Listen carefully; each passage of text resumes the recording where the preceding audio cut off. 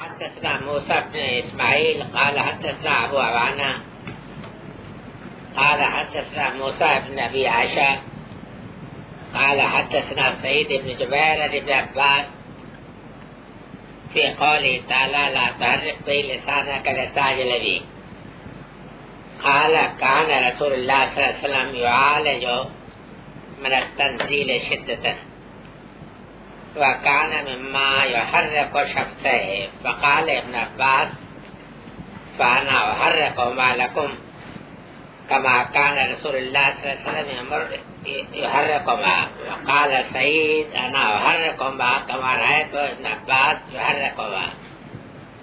يحركهما حرك شفتيه فأنزل الله تعالى لا تحرك به لسانك لتعجل به إن علينا جمعه وقرآنه قال جمعه له في صدرك وتقرأه فإذا قرأت قرآنه فاتبع قرآنه قال فاستمع له وانصت ثم إن علينا بيانه ثم إن علينا أن تقرأه فكان رسول الله صلى الله عليه وسلم بعد ذلك إذا أتاه جبريل استمع فإذا انطلق جبريل قرأه النبي صلى الله عليه وسلم كما قرأه. سعید بن جبیر یعنی حضرت ابن عباس سے روایت کرتے ہیں اللہ تعالیٰ کے قول لا تحرک به لسانک کی تفسیر سے متعلق کہ رسول اللہ صلی اللہ علیہ وسلم قرآن کے نزول کے وقت ایک شدت یا تکلیف کہیے اپنے اوپر سختی سی محسوس کرتے تھے اور یہ چیز سبب بنتی تھی ان کے ہونٹوں کے حرکت دینے کا. ابن عباس نے کہا کہ میں تمہارے لیے اسی طریقہ سے حرکت دیتا ہوں جس طرح رسول اللہ صلی اللہ علیہ وسلم حرکت دیتے تھے. سعید نے کہا کہ میں تم لوگوں کے آگے اسی طریقہ سے اس کو حرکت دے رہا اپنے ہونٹوں کو جس طریقہ سے کہ میں نے ابن عباس کو دیکھا ہے کہ وہ حرکت دیتے تھے. تب اللہ تعالیٰ نے آیت تاریخ لا تحرک به لسانک تم اپنی زبان کو حرکت نہ دو جلدی کرنے کے لیے ہمارے ذمہ ہے اس کو جمع کرنا اس کو پڑھنا. کہتے یہ کہ جمع کرنے سے مطلب یہ ہے کہ تمہارے سینے کے اندر اور فائدہ کرانا فتح قرآن اور جب ہم اس کو پڑھیں تو تم اس کو پڑھنے کی پیروی کرو. انہوں نے کہا کہ فاستمع له وانصت یعنی مطلب اس کا یہ ہے کہ توجہ سے سنو خاموش رہو پھر ہم اس پر ہمارے ذمہ اس کو بیان کرنا. پھر ہمارے ذمہ ہے وہ یہ کہ اس کو پڑھیں. پھر رسول اللہ صلی اللہ علیہ وسلم کے بعد جب جبریل آتے تو توجہ سے صرف سنتے. جب جبریل چلے جاتے تو نبی صلی اللہ علیہ وسلم اس کو پڑھتے جس طریقہ سے کہ انہوں نے اس پڑھا ہوتا. یہ روایت جو ہے اس میں کئی سوالات بڑے مشکل ہیں. سب سے پہلے مسئلہ تو یہ ہے کہ آیت کی تعویل کا ہے. آیت کی تعویل جو میں نے کی ہے اپنی تفسیر میں وہ چیزوں کو سامنے رکھ کر کے کی ہے. میرے نزدیک یہ ہے کہ اس تعویل کا ہر پہلو جو ہے قرآن کے موقع بحال آیات کے الفاظ ہر چیز سے الگ ہے. اس میں سند کے اعتبار سے بھی بحث ہے اس لیے کہ حضرت عبداللہ بن عباس جو ہے لا تحرک به لسانک کی تصویر کشی کر رہے ہیں کہ کس طریقے سے حضرت صلی اللہ علیہ وسلم اس کو ہونٹ کا حرکت دیتے ہیں. درحال ہے کہ یہ سورہ جو ہے مکی ہے اور امام بخاری کے انداز سے تو ایسا معلوم ہوتا ہے کہ صرف مکی نہیں بلکہ ابتدائی مکی صورتوں سے امام بخاری مانتے ہیں تبھی تو اس کا حوالہ دیا ہے. حضرت عبداللہ بن عباس کی ولادت ہوئی ہے ہجرت سے 3 سال پہلے. تب وہ کس طریقے سے ممکن ہے کہ ایک ایسی سورہ کی جو مکی زندگی کی ابتدا میں نازل ہوئی ہے یعنی امام بخاری کے نزدیک جیسا کہ ہے وہ کسی آیت کی کس طریقے سے تصویر کشی کر سکتے ہیں کہ حضرت اس طریقے سے لاتے تھے. 3 سال کے تو تھے ہجرت سے پہلے تو اس کے معنی ہے کہ سورہ کے نزول کے وقت ان کی ولادت ہی نہیں ہوئی تھی، ولادت باسعادت ہی نہیں ہوئی تھی، سمجھ رہے نا؟ تو آخر انہوں نے یہ کہاں سے دیکھا؟ عالم غیب میں۔ فرض کیجیے کہ یہ لوگ جو محدثین جس طرح کا جواب دیتے ہیں وہ یہ ہوتا ہے کہ کسی سے سن کے کہتے ہو، لیکن اگر یہ بات سن کے کہنی تھی تو اس کا اظہار ضروری تھا، اس لیے کہ یہ تو بڑا شبہ پیدا ہوتا تھا جو جی، لیکن اس طریقے کا نہیں، بلکہ وہ تو صاف صاف یہ کہتے ہیں کہ اس طریقے سے میں تمہارے سامنے بتاتا ہوں تمہیں، اس طریقے سے کرتے تھے۔ اور اس کے بعد دوسرے صاحب جنہوں نے حضرت عبداللہ ابن عباس سنا، وہ لوگوں سے کہتے ہیں کہ میں تمہیں دکھاتا ہوں کہ کس طریقے سے ابن عباس کرتے تھے۔ تو یہ بات سند کے اعتبار سے بھی ہو، لیکن سب سے زیادہ سوال یہ پیدا ہوتا ہے کہ معنی کے لحاظ سے کہ وہ حضرت صلی اللہ علیہ وسلم کے ہونٹ کے حرکت دینے کا تعلق اس بات سے بتاتے ہیں کہ وحی کے نزول کے وقت جو کہ آپ ایک طرح کی تکلیف یا شدت محسوس کرتے تھے نا، تو اس تکلیف کی سبب سے ہونٹ کو حرکت دیتے تھے۔ لیکن قرآن مجید میں ہے لا تحرک بلسانک لتعجل بہ، کہ تو اپنے ہونٹ کو حرکت جلدی بچانے کے لیے، جلد بازی کے لیے نہ دو۔ تو جلد بازی اور شدت کے احساس دونوں میں بڑا فرق ہے، اس لیے کہ جلد بازی کا محرک تو کسی چیز کا شوق کا جذبہ بھی ہوتا ہے۔ مطلب فرض کر لیجیے کہ کوئی دعوی شوق آپ کے پاس آیا ہے بہت عرصے کے بعد، تو آپ کے اندر یہ خواہش ہوگی کہ جلدی سے جلدی میں پڑھ لوں، اور اگر کوئی پیغام ہے تو آپ یہ چاہیں گے کہ جلدی سے جلدی سن لو، اور اس کے بعد شوق میں اس کو زبان سے دہرانے کی بھی کوشش کریں گے، بالخصوص ایسا پیغام جس کو یاد بھی رکھنا ہو۔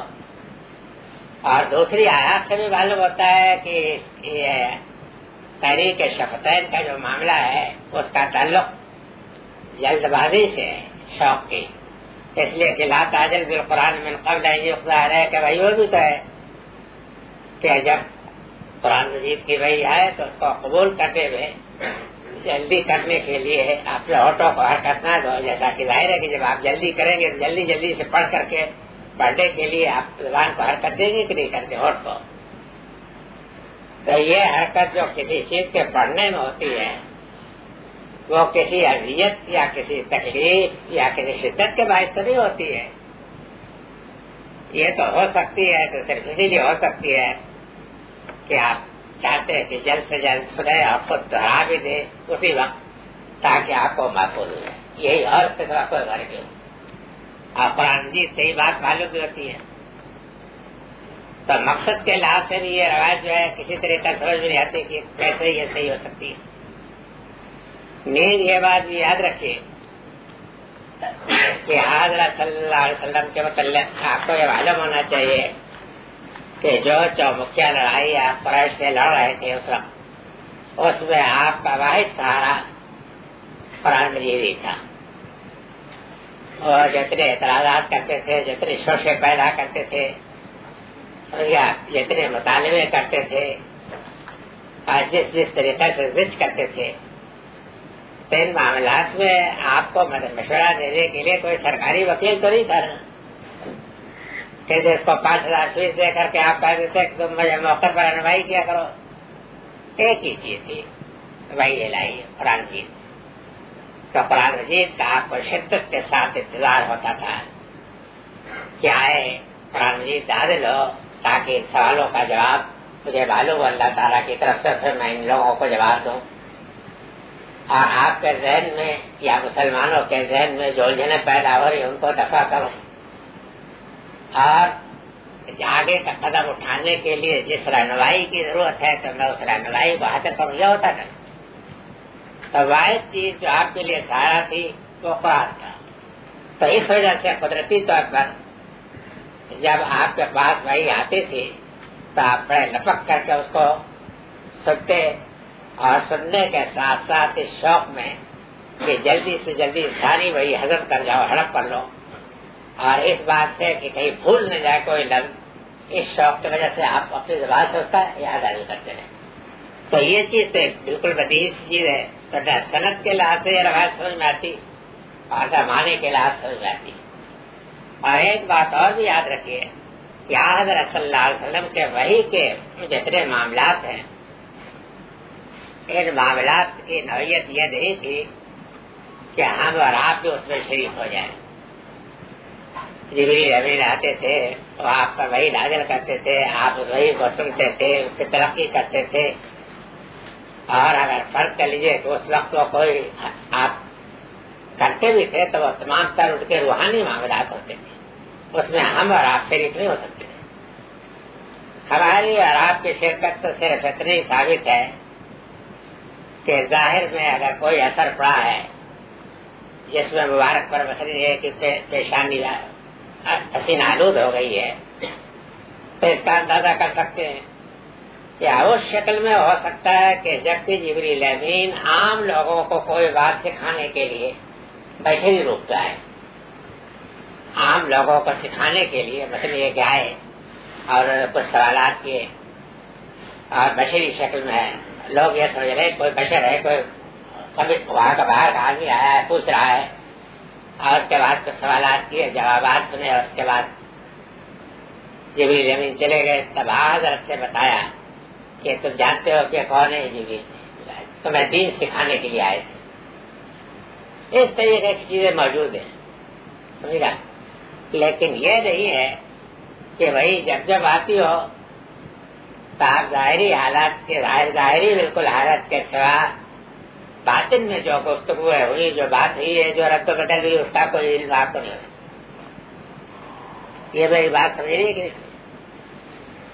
اس وجہ سے ان معاملات سے متعلق ہمارے شما کی رائے کوئی کسی پہلو سے وقت نہیں رکھتی ہے. تو میرے نزدیک یہ ہے کہ یہ روایت جو ہے بہت قابل غور ہے اس پہلو سے کہ اس کی کوئی کلسیدھی نہیں.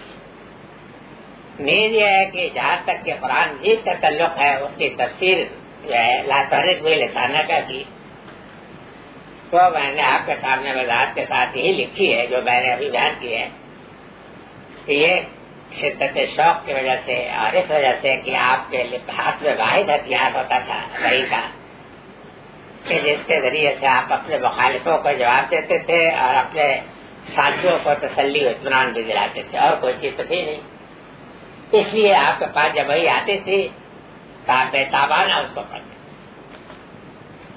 اور اس شوق میں کہ کہیں کوئی چیز بھول نہ جائے آپ اس کو زبان سے اپنے دہراتے بھی تھے.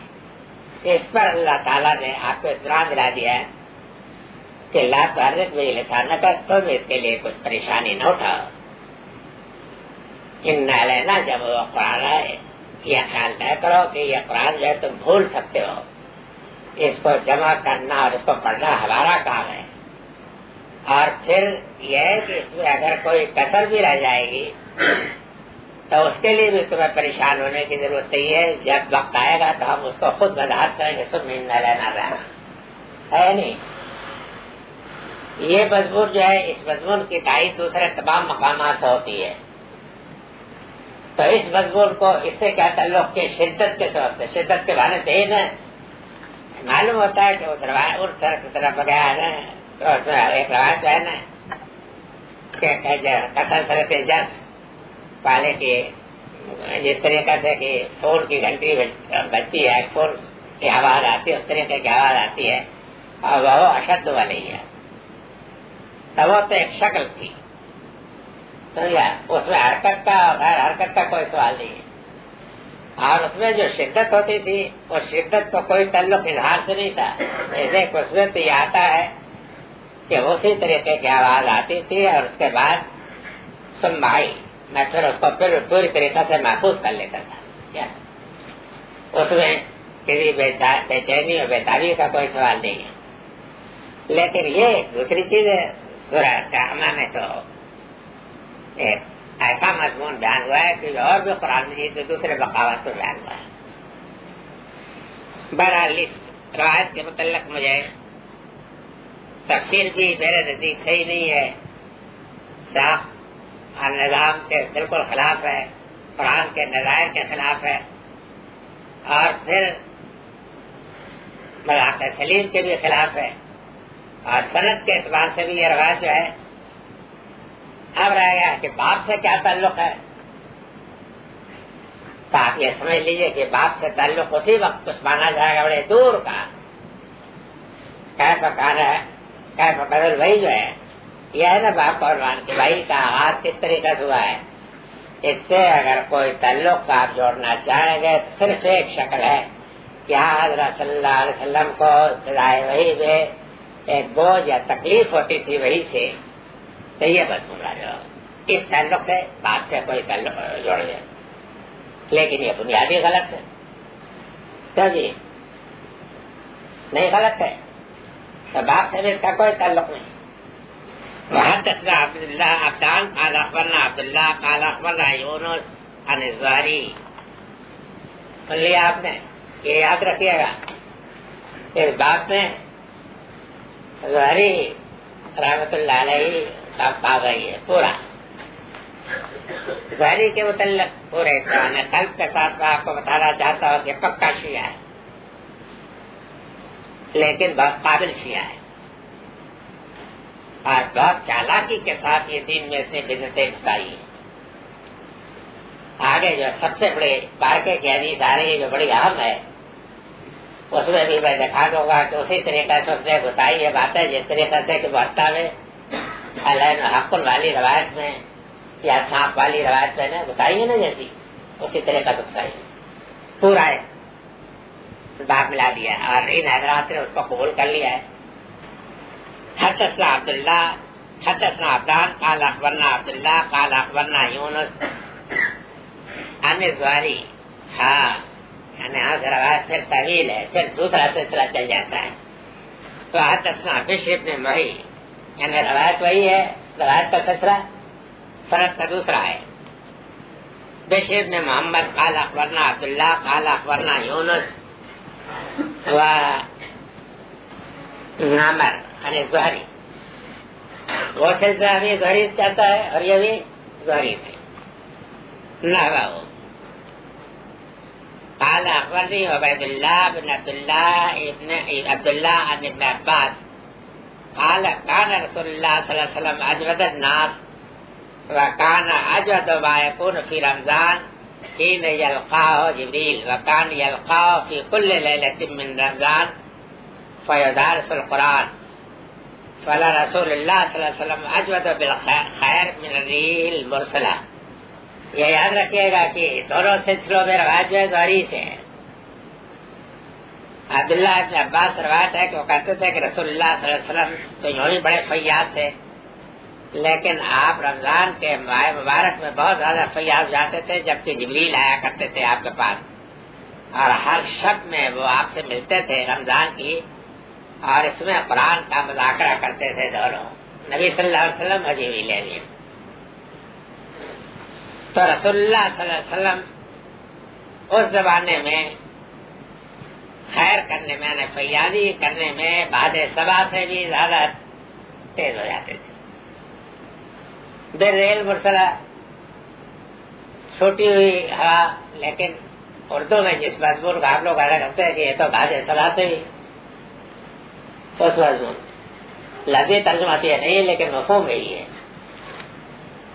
یہ روایت پہ جا خود ٹھیک ہے، اس میں کوئی سند میں اگر کچھ ہو بھی تو زہری ہے، لیکن زہری کے متعلق یہ میں بتا دیتا ہوں کہ بڑی قیمتی بھی روایتیں اس سے. اس کی وجہ یہ ہے کہ زہری مسلمانوں کے اوپر یہ اعتماد نہیں قائم کر سکتے تھے جب تک کہ اچھی روایتیں بھی نہ دیں. یہ تو آپ کو معلوم ہے کہ شیطان کی اگر کل برائیاں کرے تو اس کی بات کون مانے گا؟ وہ بہت سے اچھے بھی مشورے دیتا ہے تاکہ آپ کو بغالتا رہے. یہ ہوتا ہے. تو غریب اس کام میں یہ ہے کہ کل روایتیں گرے، بعض روایتیں بہت اچھی، بعض روایتیں تو حضرت عمر کے متعلق بھی جن کے جانی دشمنی ہے، سید عائشہ کے متعلق بھی جن کے عدو کبیر ہیں، ان کے متعلق بھی بعض روایتیں بہت اچھی آتی ہیں ان کی زبان سے. اس سے کوئی بغالتا نہیں ہونا چاہیے. یہ روایت بالکل ٹھیک ہے، اس میں کوئی شعور نہیں کہ ایک بندہ جو صحیح شعور رکھتا ہے، صحیح احساس رکھتا ہے، جتنی نعمت ہوگی اتنی اس کے اندر شکر گزاری کا جذبہ پیدا ہوگا. الٹا ذہن تو یہ ہوتا ہے کہ نعمت جو ہے کفر پیدا کرتی ہے، ناشکری. بدلو نعمت اللہ کفرن جیسا قرآن میں ہے. لیکن صحیح ذہن یہ ہے کہ نعمت جو ہے شکر کے جذبے کو ابھارتی ہے، فطری جذبہ ہی ہے، بجز ان لوگوں کے جن کی فطرت نصب ہو. تو نبی صلی اللہ علیہ وسلم پہ جو فیوز برکات ہوتی تھی یوں تو ہمیشہ ہوتی تھی، لیکن رمضان کے مبارک مہینے میں تو فیوز و برکات کی بارش ہوتی تھی. تو فیوز و برکات کی جو بارش ہوتی تھی تو اس کی شکر گزاری کے جذبے میں واقعہ یہ ہے کہ آپ پھر بات سوا کی طریقہ سے فیاض بن جاتے تھے. یہ فطری چیز ہے، اس کو بالکل یہ صحیح بات ہے. لیکن اس کو بھی میرے نزدیک باپ سے کیا تعلق ہے، کیف بدل وحی سے کیا تعلق ہے، فرمائیے آپ. ہے کوئی نقطہ تو بیان کیجیے، میں آج سننا چاہتا ہوں. کیف بدل وحی سے کوئی تعلق نہیں. زیادہ سے زیادہ آپ یہ کہہ سکتے ہیں کہ قرآن مجید جتنا کچھ بھی سال بھر میں نازل ہوتا تھا تو اس کو محفوظ سے محفوظ تر بنانے کے لیے اللہ تعالیٰ نے یہ اہتمام کیا تھا کہ جبریل امین جو قرآن کے لانے والے ہوتے